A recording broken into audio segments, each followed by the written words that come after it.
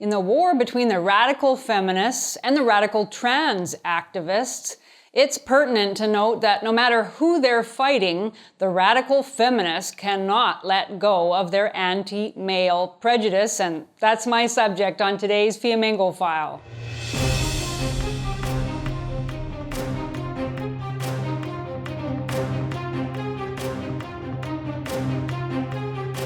I'm Janice Fiamengo of the University of Ottawa.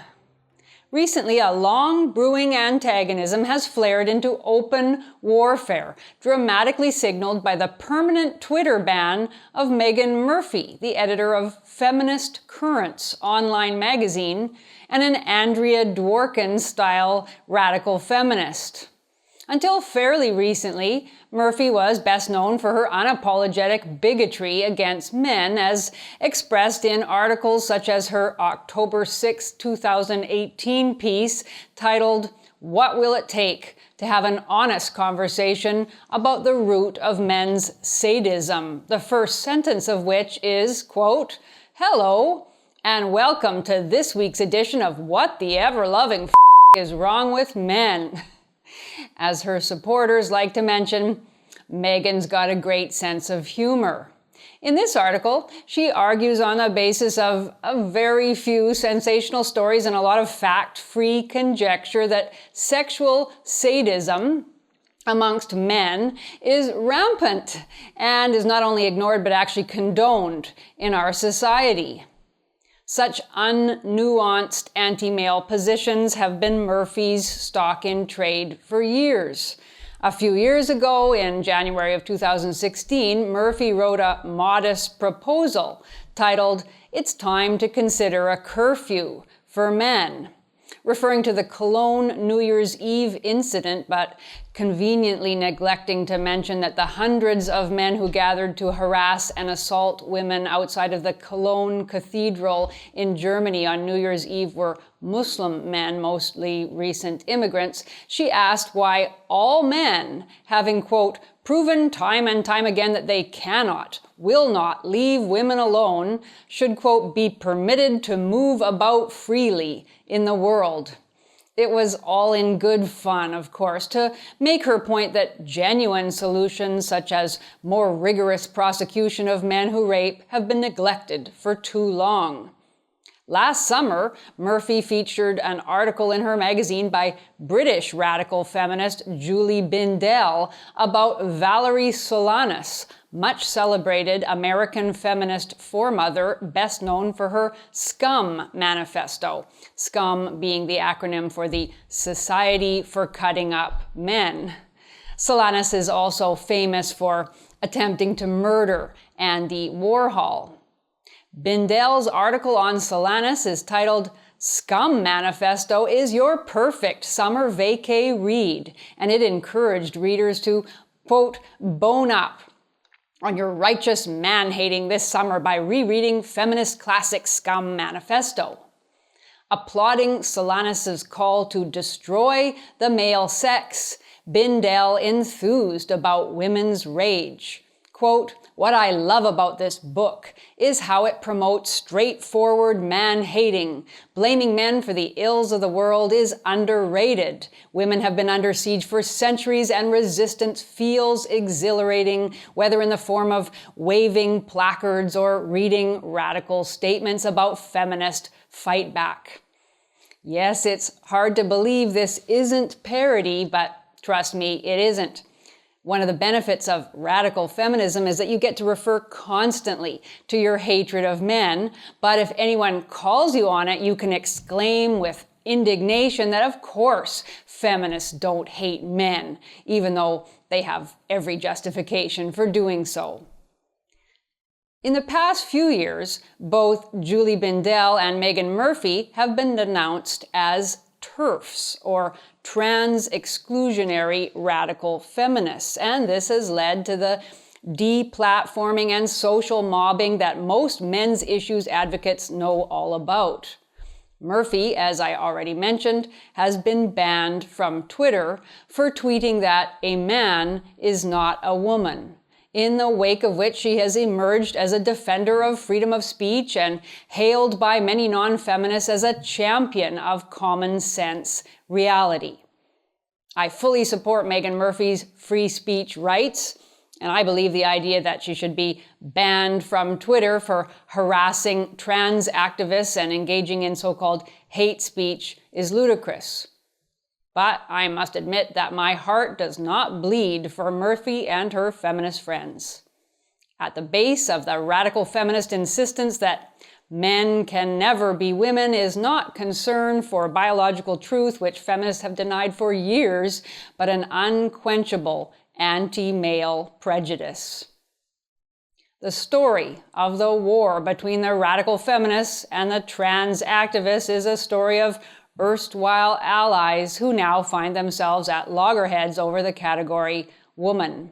On one side are those who believe that women born as women constitute a distinct, oppressed class that is rightly the exclusive focus of feminist activism, and to include in the category woman those who merely identify as women, no matter how sincerely felt, weakens, they believe, the moral coherence and political efficacy of feminism. On the other side of the divide are those, some who consider themselves feminists, others specifically identifying as trans activists, who reject the idea of sex as a biological category and believe that gender identity, what one feels deeply about one's gendered self, should take precedence in all contexts, and that the exclusion of trans women from the category of women in feminist activism is an act of oppression, as unjust as any oppression exercised by men over women.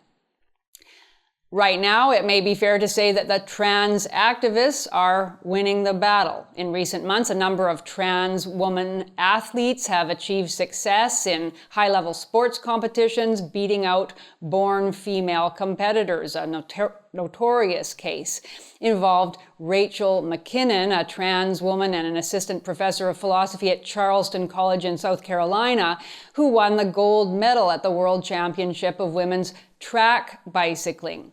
The female athlete, who came third in the race, went public about the injustice, but most of the articles I've found on the subject have made the claim that it is fair for trans women to compete against women born as women, and that trans women do not have an advantage because hormone treatments neutralize men's larger muscle mass, bone density, and oxygen intake abilities.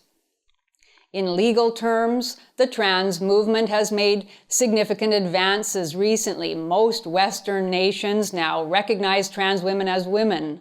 Canada has made gender identity a prohibited ground of discrimination. Many nations are considering or have already removed sex from identity cards such as birth certificates. Many schools have made admission to toilets, change rooms, sports teams, etc., entirely dictated by gender self-identification, and those who object to these various practices are routinely dismissed as transphobic. It may well be that the trans movement is the first social movement of the late 20th and early 21st centuries that the feminist movement has not relatively seamlessly accommodated or even co-opted.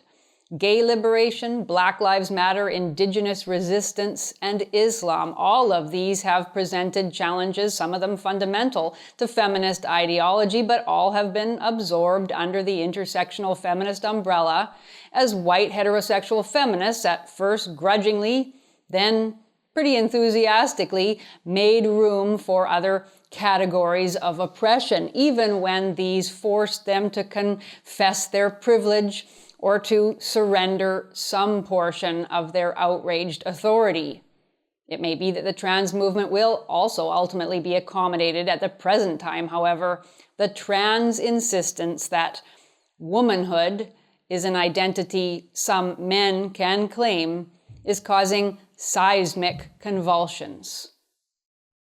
Even the most seemingly reasonable feminists tend to betray their dislike of men. And to make this case, I want to focus here on an article published recently in the magazine Quillette by an author named Helen Joyce. Now, Quillette, as most of you know, is a high-quality centrist journal dedicated to exploring ideas that most progressive or leftist magazines won't touch. So it is especially interesting that even here, and in an otherwise excellent article, feminist bigotry is given free rein.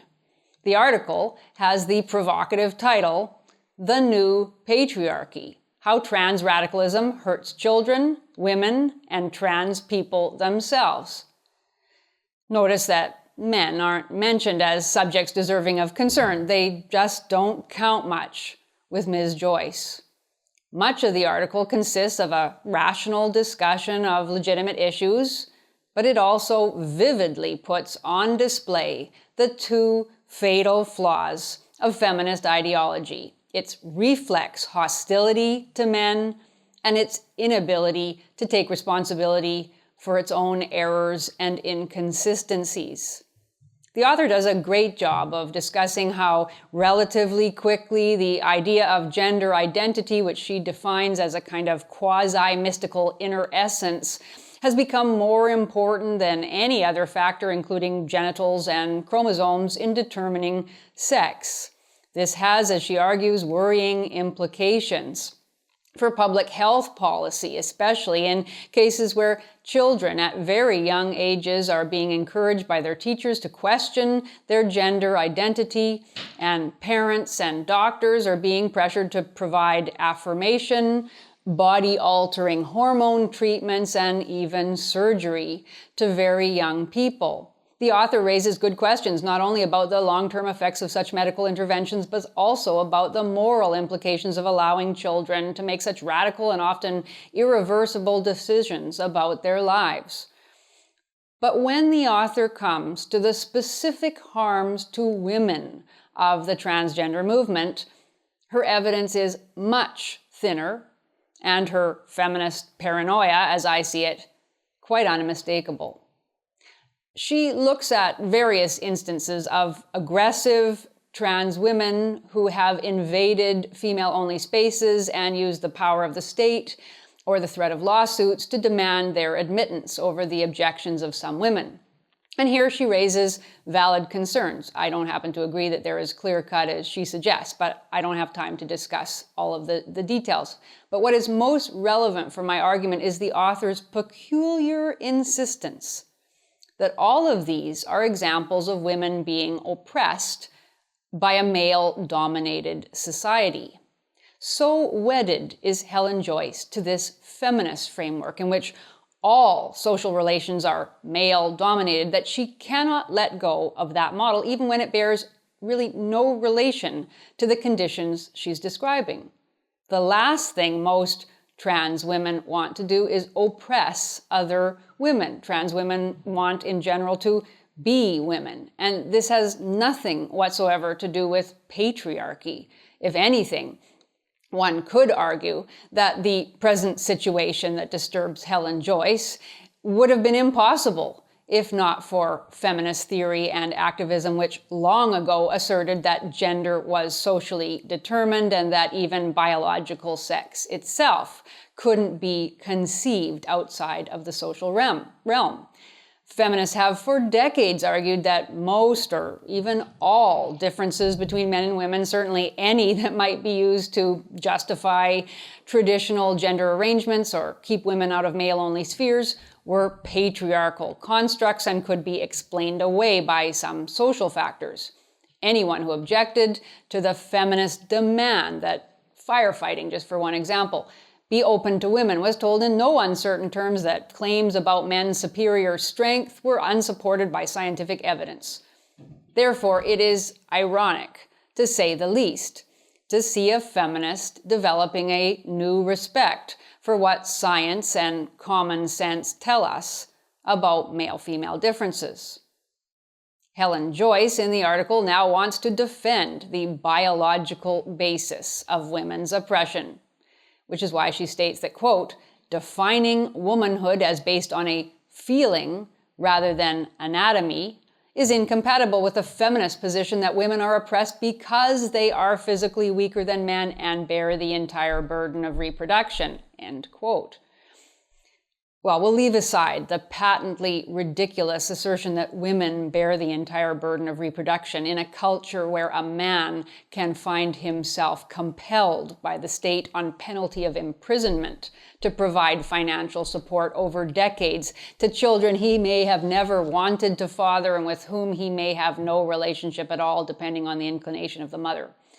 Let's look at that first assertion about women being oppressed because they are physically weaker than men. Seems pretty simple, and I agree that on average women are physically weaker than men, and I would in fact argue that much of what is now seen as oppression from the past was actually an attempt to protect women because they were weaker than men. But one would be hard-pressed to find many feminists today who would state blatantly that women are weaker. Rather, feminists today tend to argue that the category woman is socially created through the oppression of some beings who are perceived as weaker, and that women's weakness is the result, not the cause, of patriarchal domination. So, in other words, feminists created a way of describing gender relations predicated on denying the reality of biology, and they're now outraged when denial of biology works against some feminist positions. The related point in the article that's hard not to notice is its clear anti-male animus. From the title on down, Helen Joyce identifies as a woman possessed of an ingrained dislike of men, and much of her discomfort with trans women comes from the fact that she sees them as the enemy for whom she has spent a lifetime feeling no empathy. Her repressed hostility is made obvious when she quotes one of her sources to the effect that, quote, "Trans activism is also unusual in that it gives men a chance to claim they are oppressed, compared with women, and plenty of opportunity to tell women to shut up," end quote. There we have it.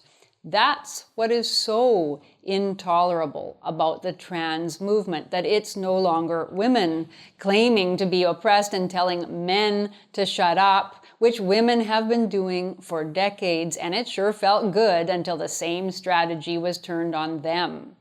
That's why the article is called The New Patriarchy, because this author cannot relinquish the idea that our society is set up to disempower women, even though this article is about people who don't want to be men and want to join women and live as women, which is the opposite of what radical feminists have always said of patriarchal men whom feminists argued hated and feared women. For Helen Joyce, anything hurtful or wrong in society must be patriarchal because patriarchy has become a shorthand for anything a woman doesn't like in the world. Helen Joyce is also outraged that some women have been silenced, banned from platforms, or prevented from gathering to discuss their concerns about trans activism. Now, I agree with her that this is wrong, but she is seemingly oblivious to the fact, or maybe she's simply unconcerned, that men and some women have been silenced, banned from platforms, or prevented from gathering to discuss their concerns about feminist activism for decades, and with the same rationale now being used to exclude TERFs, that their words supposedly are violence. Helen Joyce even has the gall to quote one of her sources that, quote, "I can't think of any genuine human rights activism that demands attacks on the rights and protections of other civil society groups or advocates hateful language against them," end quote. Is she kidding? Has she not read the dozens and dozens of mainstream feminist articles just in the last 5 years that explicitly declare their hatred of men, such as those written by Megan Murphy and Julie Bindel? Or perhaps men don't count as part of a civil society group, since they are oppressors who neither require nor deserve protection from hatred. Thus, yes, the chickens come home to roost. The moral of the story, I guess, is that you can't build a movement based on hatred without those you train to hate occasionally turning the hatred back on you. You can't train your side to feel no empathy for an entire category of human being without creating a momentum by which you will also eventually be excluded from empathy. For the record, I don't really have a side in this squabble, but the spectacle of these TERF wars should remind us that it's long past time to call an end to victim identity games we have too long endured, so that everyone, even men, can live free of sanctioned hatred.